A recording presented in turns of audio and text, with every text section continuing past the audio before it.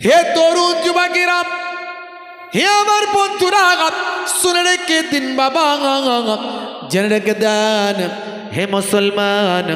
এরই জন্য আমার আল্লাহ কোরআন মাজিদের মধ্যে জানিয়ে দেন, ইয়া আইয়ুহাল্লাযীনা আমানুত্তাকুল্লাহ ওয়া কুনু মা'আস সাদিকিন। হে বিশ্বাসী বান্দারা, তোমরা আমি আল্লাহকে ভয় করো আর সত্যবাদীদের সঙ্গী হয়ে যাও। ভালোর সঙ্গে মিশলে ভালো হবেন, খারাপের সঙ্গে মিশলে খারাপ হবেন। এ তো সাধারণ গোদা বাংলার হিসাব, আর এটা আল্লাহ বলে দিচ্ছেন সত্যবাদীদের সঙ্গী হতে। তার মানে উল্টোটা ধরুন, মিথ্যাবাদীদের সঙ্গী হওয়া চলবে না। তাহলে দুনিয়াতে সবাইয়ের সঙ্গে মেশা যাবে না। ভালো আছেন, ভালো আছো, ভালো আছো, ভালো আছি, আসসালামু আলাইকুম, ওয়ালাইকুম আসসালাম, এই পর্যন্তই শেষ। এরপরে বন্ধুত্ব করা চলবে না। বন্ধুত্ব হবে, মহাব্বত হবে একমাত্র সত্যবাদীদের সঙ্গে। জোরে বলুন সুবহানাল্লাহ। মে কসদাম ভটক যায়েঙ্গে, নামে উনকা জহাं भी लिया जाएगा, जिक्र उनका जहां भी किया जाएगा, नूर ही नूर सीनों में भर जाएगा, सारे महफिल में जज्बे लपक जाएगा। अल्लाहुम्मा सल्ली अला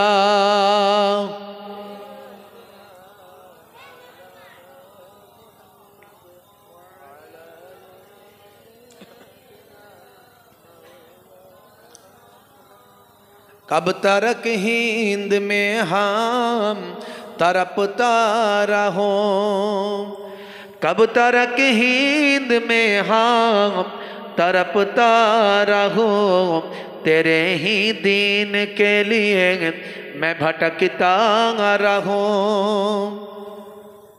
कब तरक हिंद में हम तरपता रहूं, तेरे ही दीन के लिए मैं भटकता रहूं, नाम उनका जहां भी लिया जाएगा, जिक्र उनका जहां भी किया जाएगा, नूर ही नूर सीनों में भर जाएगा, सारे महफिल में जज्बे लपक जाएगा।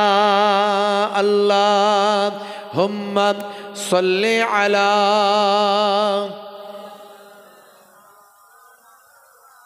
व अला आलिहि।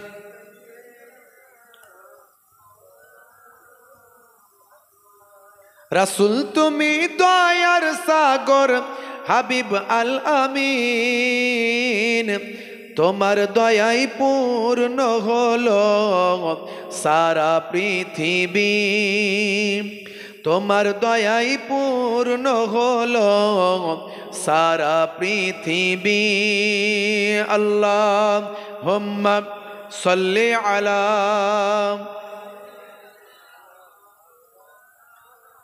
ওয়ালা আলিহি।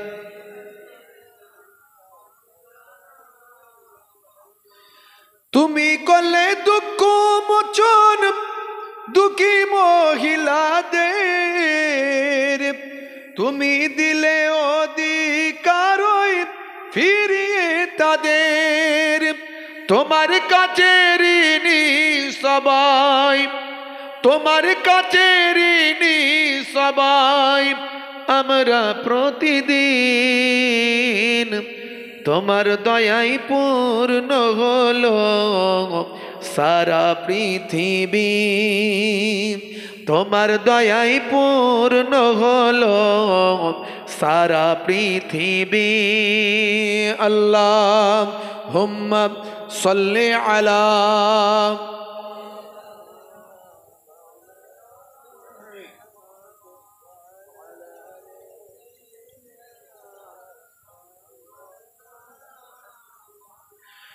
बादशाह या हुसैन, बादशाह हुसैन, अस्सलाम या हुसैन, अस्सलाम या हुसैन, अस्सलाम या हुसैन, अस्सलाम या हुसैन, या हुसैन तुझे सलाम, या हुसैन तुझे सलाम। अल्लाहुम्मा सल्ली अला।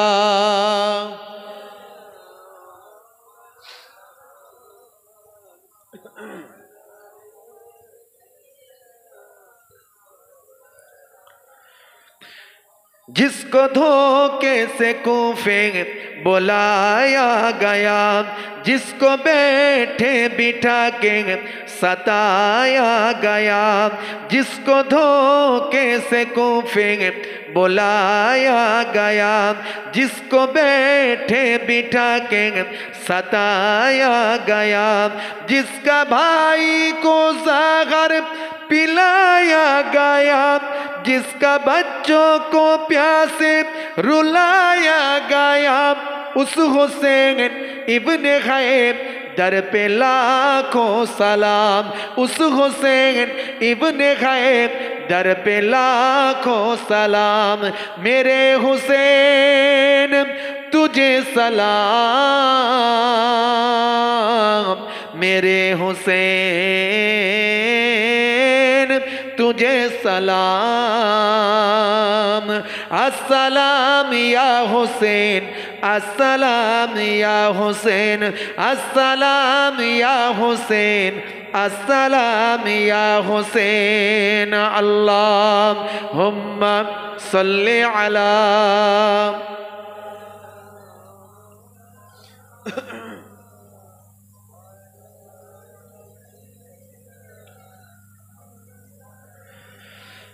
जिसने हक करबला में अदा कर दिया, अपने नाना का वादा वफा कर दिया, जिसने हक करबला में अदा कर दिया, अपने नाना का वादा वफा कर दिया, जिसको तीरों से झल्ले कराया गया, जिसका बच्चों को प्यासे रुलाया गया, उस हुसैन इब्ने खैब दर पे लाखों सलाम, उस हुसैन इब्ने खैब दर पे लाखों सलाम। मेरे हुसैन तुझे सलाम, मेरे हुसैन तुझे सलाम। अस्सलाम या हुसैन, अस्सलाम या हुसैन, अस्सलाम या हुसैन, अस्सलाम या हुसैन, या हुसैन तुझे सलाम, या हुसैन तुझे सलाम। अल्लाहुम्मा सल्ली अला।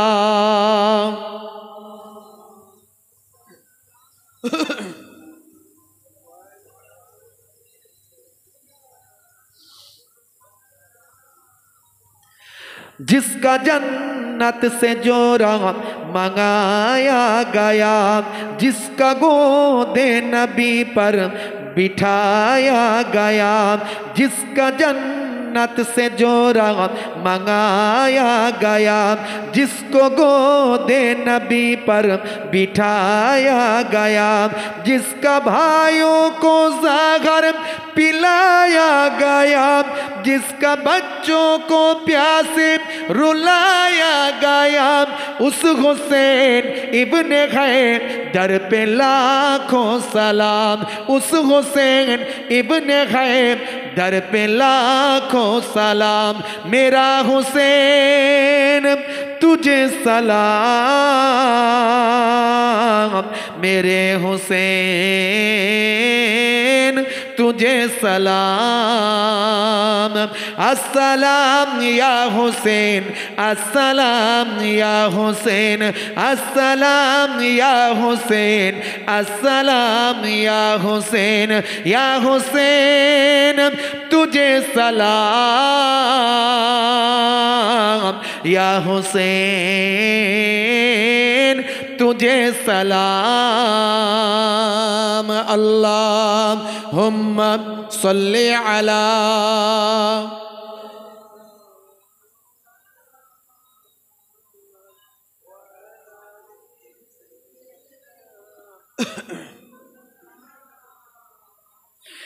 कर चुका ओ हबीब अपने मुझे तमाम, लेके अल्लाह और अपने नाना का नाम। जोरे हवे ना सुभान अल्लाह, अरे जोरे हवे ना।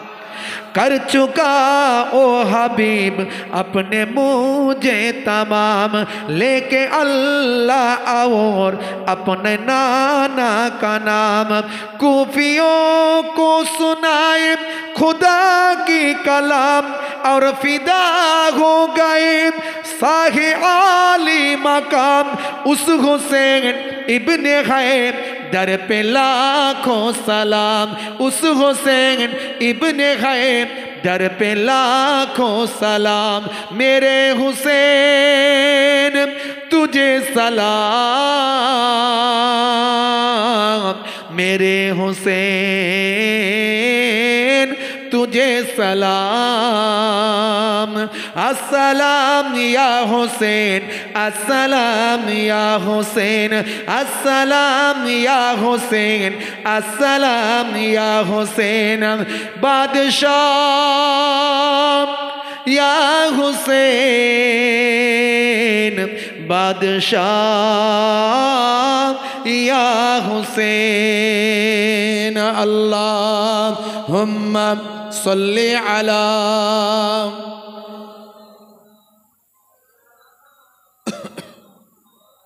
व अला आलिहि।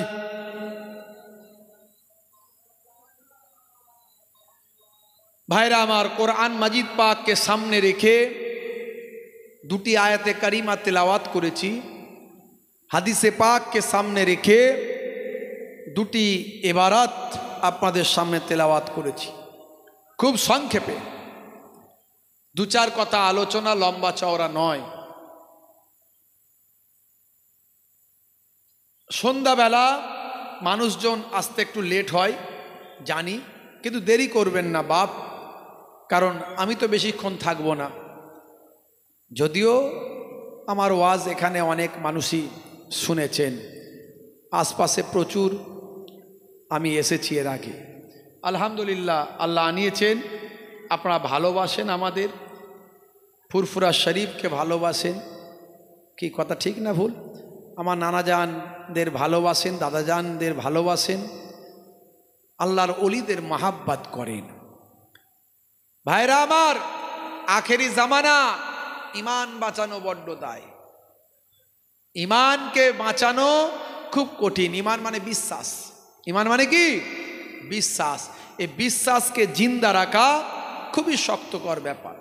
এমন এমন প্রলোভন, এমন এমন কথা, এমন এমন বক্তব্য, এমন এমন ওয়াজ শুনবেন, মাথা গোলমাল হয়ে যাবে। বুঝতে পারছেন? মাথা গোলমাল হয়ে যাবে। এর আগে আমি এখানেই কিছু কেমন ওয়াজে শুনিয়েছি, কিছু কিছু বক্তাদের কথা শুনিয়েছি, হয়তো অনেকে শুনেছেন, ইন্টারনেটেও আছে। বক্তা বলছে, কি বলছে? বলছে একসঙ্গে কালেমা শরীফ পড়া চলবে না। লা ইলাহা ইল্লাল্লাহু মুহাম্মাদুর রাসূলুল্লাহ সাল্লাল্লাহু আলাইহি ওয়াসাল্লাম বলছে এক লাইনে একসঙ্গে লেখা যাবে না। পাশাপাশি আল্লাহর নাম আর নবীর নাম পাশাপাশি লেখা চলবে না। মানে সেই কি বলবো, একটা বাংলা কথাই বলে না, মায়ের চেয়ে মাসির দরদ বেশি। কিছু মৌলবী বেরিয়েছে, আল্লাহ নিজের নিজের নামের পাশে নবীর নাম রেখে দিয়ে গেছে। আজানে নবীর নাম আছে না নাই? আশহাদু আন্না মুহাম্মাদার রাসূলুল্লাহ। আজান কার জন্য? আল্লাহর জন্য। আজান কার জন্য? আল্লাহর জন্য। সেখানেও নবীর নাম আল্লাহ ঢুকিয়ে দিয়েছেন ভালোবেসে। কথা ঠিক না ভুল? নামাজ কার জন্যে? আল্লাহর জন্যে। সেখানেও নবীর নাম। আপনি তাসাউদে বসে আত্মায়াত পড়েন না পড়েন না? কি দরুদ শরীফ পড়েন না পড়েন না? আল্লাহুম্মা সাল্লি আলা মুহাম্মাদি ওয়া আলা আলি মুহাম্মাদ কামা সাল্লাইতা আলা ইব্রাহিম পড়েন তো?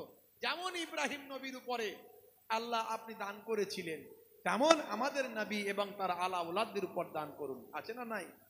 তাহলে আমার নবীর নাম আল্লাহ নামাজের ভিতরে ঢুকিয়েছেন। আপনি যদি দরুদ শরীফ না পড়েন আপনার নামাজ হবে না। আমার নবীকে আল্লাহ এত ভালোবেসেছেন যে নবীর নাম জান্নাতের দরজায় দরজায় আল্লাহ লিপিবদ্ধ করেছেন। যে নবীর নাম জান্নাতের বায়ামার পাতায় পাতায় আল্লাহ লিপিবদ্ধ করেছেন। যে নবীর নাম আরশে আজিমে লিখে দেওয়া হয়েছে।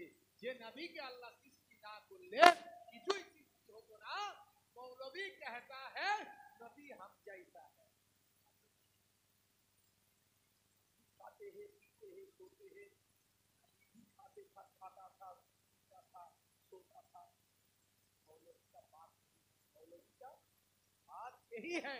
मौलवी इसीलिए कहता है नबी हम जैसा है और दलील भी देता है आना बसरुम আমি তোমাদের মতো মানুষ। তারপরেরটার বলছে না ইউহা ইলাইয়া, তোমাদের মতো মানুষ, তোমাদের উপর তো ওহী নাজিল হয় না, আমার উপরে ওহী নাজিল হয়।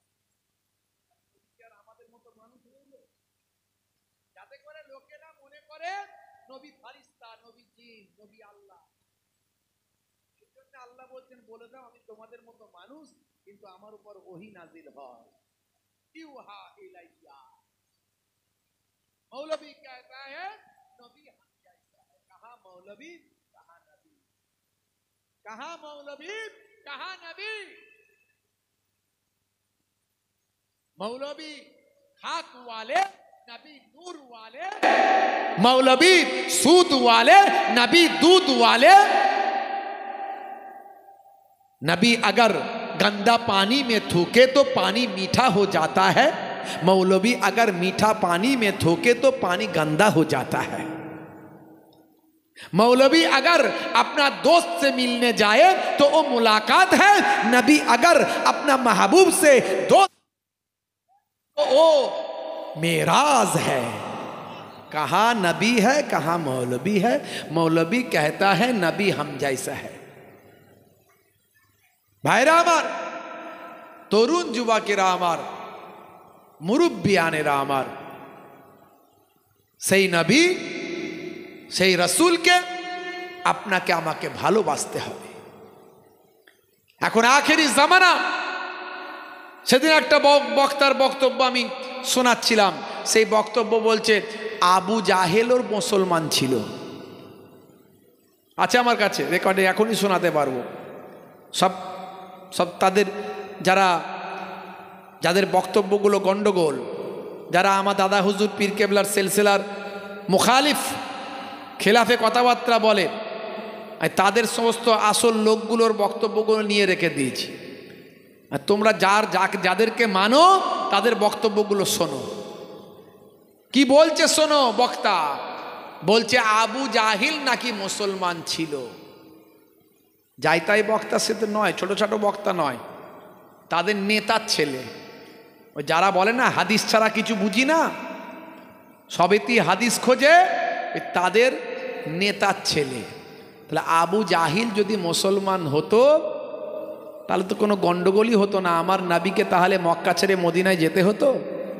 যে বলে আমার নাবির জন্য, আমার নাবিকে মেরে ফেলার জন্য 100 উট ঘোষণা করেছিল পুরস্কার, তাই তো নাকি?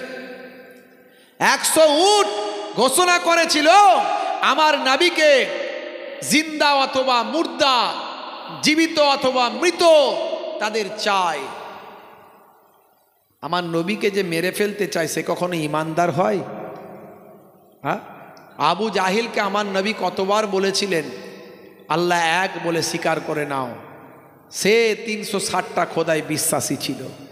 কথা ঠিক না ভুল? সে একবার কখন আল্লাহর কাছে দোয়া চেয়েছে, সেটাকে মৌলবী সেখান থেকে বলছে আল্লাহর কাছে দোয়া চেয়েছে মানে সে তো মুসলমান ছিল। বুঝতে পারছেন? ইয়াহুদ নাসারাদের সব এজেন্ট এরা, যাতে করে মুসলমানদের মধ্যে এই সমস্ত কথাবার্তা বলে ইমানদারদের মধ্যে বিতর্ক তৈরি করা যায়। এই জন্যে ওয়াজ সবাইয়ের শুনলেও গ্রহণ করা চলবে না। মুজাদ্দুজ্জামান আপনাকে আমাকে ক্লিয়ার বলে দিয়ে চলে গেছে, এটা আমাদের জন্য রহমত যে তিনি আমাদের কাছে এসেছিলেন, এ বাংলার জমিনে মানুষকে হেদায়েতের আলোটা দেখিয়ে দিয়েছিলেন, না হলে আমরা বিভ্রান্তে পড়তাম। কেউ বলবে এটা চলবে, কেউ বলবে ওটা চলবে, কারটা নেবেন আপনি? অত কথা ছাড়ো, আমার দাদা হুজুর যেটা বলেছে সেটা ধরো। জোরে বলুন সুবহানাল্লাহ। কে দাদা হুজুরের কে নাতি পোতা, কে অমুক কে তমুক, কে ভাই আমার ছোট হুজুরের নাতি মোহেবুল্লাহ হুসাইনি কি বলল না বলল, কি ভালো কি মন্দ আমার দেখার দরকার নাই। দাদা হুজুরকে চিনি, কথা ঠিক না ভুল? যাকে ভালো মনে হবে তার সঙ্গে কথা বলবো, মিশবো, যাকে ভালো মনে হবে না তার থেকে দূরে থাকবো, এই তো মিটে গেল ঝামেলা। কিন্তু দাদা হুজুর পীর কেবলা রাহমাতুল্লাহ আলাইহি আমাদেরকে সঠিক সমস্যা। ডাক্তার যে রোজার গুরুত্ব বোঝে তার কথা শুনতে, যে রোজা কি জিনিস বোঝেই না সে কি বোঝে রোজার কি গুরুত্ব? আং বাং টাং সামান্য বলে দিই হয়ে গেল।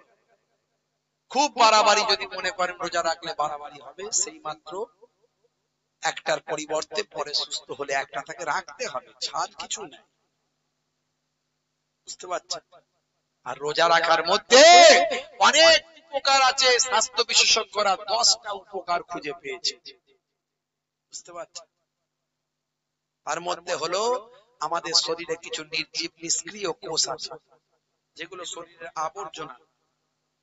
ক্ষুধার্ত থাকার কারণে সজীব কোষগুলো নির্জীব কোষগুলোকে খেয়ে নিয়ে শরীরকে সতেজ, সুন্দর এবং স্বাস্থ্যবান বানিয়ে দেয়, আমাদের হজম শক্তিকে বাড়ায়। তাছাড়া যাদের মেদ আছে, চর্বি বেশি, প্রোটিন বেশি, তাদের প্রোটিনকে, চর্বিকে ভাই আমার এই রোজা রাখার কারণে সুস্বাস্থ্য তৈরি করে দেয়। এরকম বিভিন্ন রকম ভাবে স্বাস্থ্য বিশেষজ্ঞরা বলেছেন 10টা উপকার হয় রোজা রাখলে।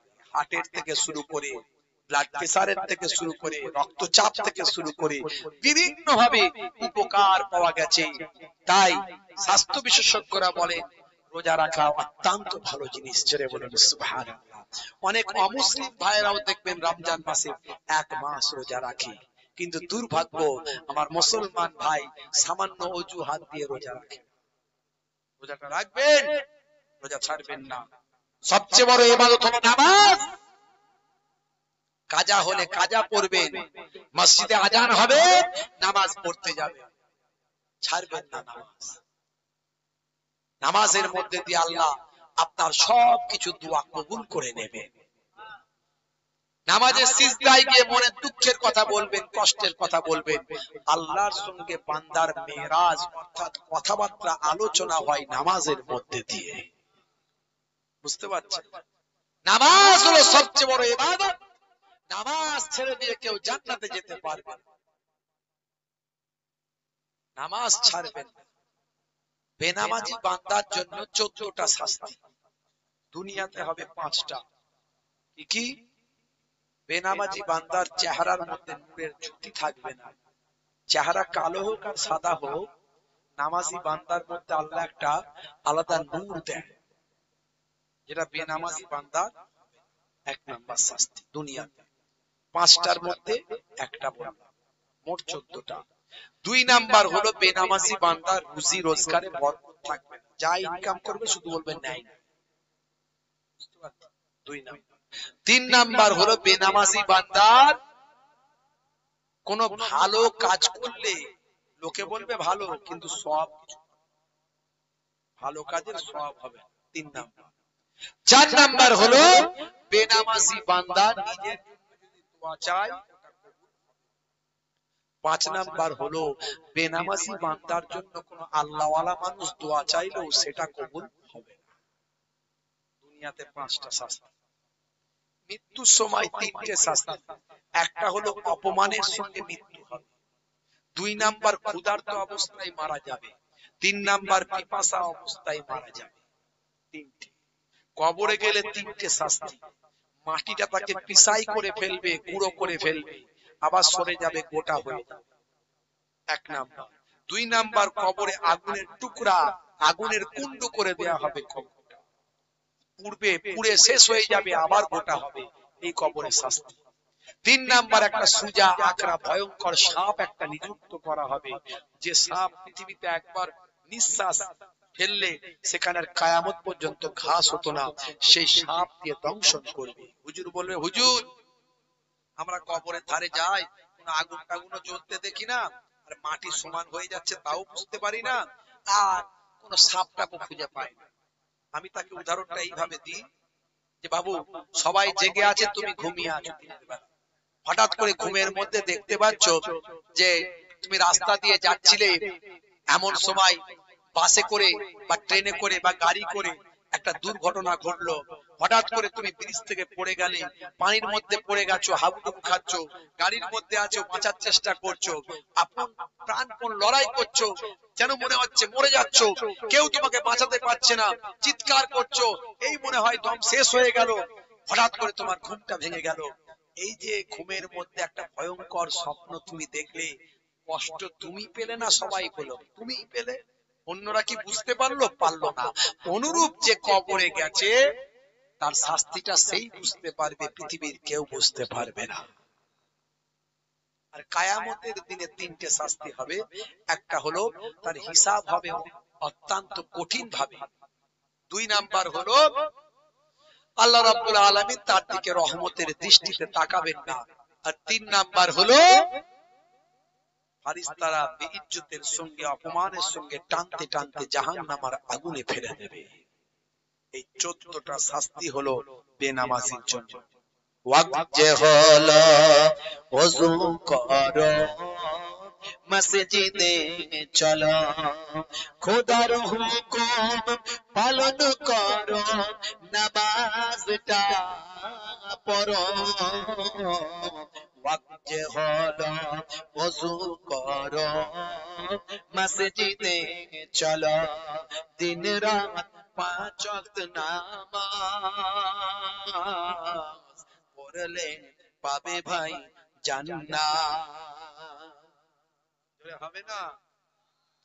ফজরের সময় হলে মসজিদে যাও তুমি চলে, ফেকো না বিছানায় শুয়ে, খোদা দেন রহমত ঢেলে। নামাজ ছেড়ে দেবেন, বলুন ইনশাআল্লাহ। হাত তুলে দেখান তো কারা কারা নামাজ পড়বেন ইনশাআল্লাহ। যারা নামাজ পড়বেন না, হাত তুলছেন না, তারা কি ভাবছেন না যে ক্যান্সার হতে পারে, টিউমার হতে পারে, হার্ট অ্যাটাক হতে পারে? পারে কি পারে না? একটু হাতটা তোলেন না বাপ, তোলেন না। মাশাআল্লাহ, নারে তাকবীর, নারে তাকবীর। নামাজ ছাড়বেন না, হাত তুলেছেন আল্লাহর দরবারে, নালে কিন্তু বিপদ আসতেই পারে, বলে দিলাম। হ্যাঁ, রাগ করবেন না, নামাজ পড়বেন, কাজা হতে পারে, কাজা হলে কাজা, দাঁড়িয়ে পড়তে পারেন না, বসে পড়বেন, কিন্তু নামাজ ছাড়বেন না, নামাজ ছাড়বেন না। এই মোবাইলে free fire, PUBG, online game, তারপরে ক্যারাম বোর্ড, তাস, জুয়া, সুদ, জেনা, ব্যভিচার, এগুলো থেকে দূরে থাকবেন। যারা এই করে, এখানকার লোকজন সব করেন না, ভালো মানুষ, তো এগুলো থেকে দূরে থাকবেন। আজ মরে গেলে কাল 2 দিন হয়ে যাবে, 3 দিন পরে কেউ খবর রাখবে না, কবরে গেলে নিজেকে জবাব দিতে হবে। একটু ভাববেন, দুনিয়া ছেলে খেলার জায়গায় আমরা নাই, এখানে এখানে আমাদের সব পুঙ্খানুপুঙ্খ সব হিসাব হচ্ছে, প্লাস মাইনাস হচ্ছে, যেন প্লাসটা বেশি হয় সেটা মাথায় রাখতে হবে। আল্লাহ রাব্বুল আলামিন আমাদের কবুল ও মঞ্জুর করেন, বলুন আল্লাহুম্মা আমিন।